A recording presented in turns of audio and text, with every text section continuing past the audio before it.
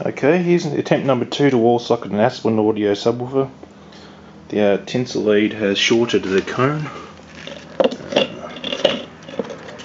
right there,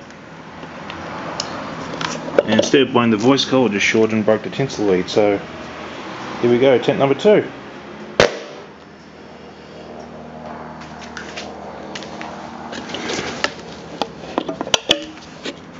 And again, same sort of problem.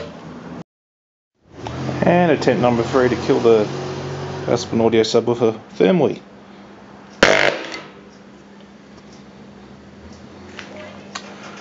You bastard. Let's try again. I want you to die, subwoofer. Let's go, die.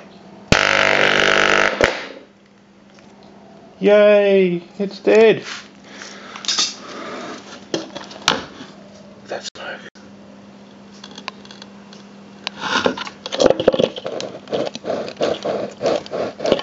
Look at the smoke. Ooh, that's rank. That's tough.